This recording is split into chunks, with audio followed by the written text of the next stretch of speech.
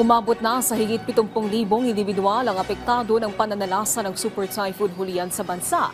Tiniyak naman ng pamahalaan ang patuloy na pamamahagi ng tulong sa mga naapektuhan ng bagyo. Si Ryan Nasige sa sentro ng Balita Live.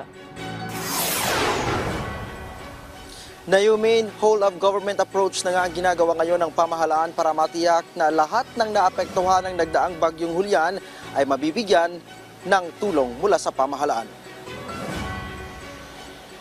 Patuloy ang pagtaas ng bilang ng mga apektadong pamilya kasunod ng pananalasa ng bagyong Julian sa bansa. Batay nga sa pinakahuling datos ng NDRRMC, umabot na sa mahigit 22,000 pamilya ang apektado. Katumbas ito ng mahigit 77,000 individual. Mula ang mga ito sa mahigit 200 barangay mula sa Region 1, 2 at CAR. Tuloy din ang pamamahagi ng tulong ng pamahalaan sa mga apektadong lugar. Katunayan, umaabot na sa halos 1 milyong piso ang naipapamahaging humanitarian assistance. Sabi naman ng DSWD, nakatutok sila ngayon sa mga pinadapang pamilya sa Rehiyon 2, partikular na dyan sa bahagi ng Batanes. Once the weather improves, Yusek March, ipapahatid natin itong mga food packs na ito doon sa mga naapektuhan.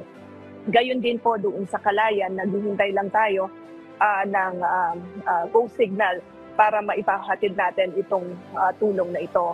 Ongoing yung coordination ng DSWD with the Office of Civil Defense para ma-access natin yung mga assets ng Armed Forces of the Philippines, air and naval assets yan.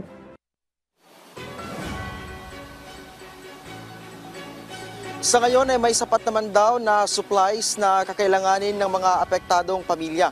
Tuloy-tuloy din ang National Resource Operations Center sa Pasay sa isinasaayos na augmentation na ipapamahagi sa mga lugar na dinaanan ng bagyo. Whole of government approach ang ginagamit natin para matiyak na yung pong kinakailangang tulong ay agaran po natin maipahatid sa mga kababayan natin na apektuhan. Nauna nang tiniyak ni Pangulong Ferdinand R. Marcos Jr. ang tulong sa mga sinalanta ng bagyong Julian. Sa ambush interview kahapon, tiniyak ng Pangulo na may mga nakahandang family food packs para ipamahagi sa mga apektadong residente at nakaalerto din ang mga healthcare centers. Patuloy din binabantayan ang epekto ng naturang bagyo sa kabuhayan ng mga kababayan nating magsasaka at mga mangingisda. Partikular na apektado ng pananalasa ng bagyo ang mga probinsya dyan sa bahagi ng Hilagang Luzon. Mag-ingat po tayong lahat.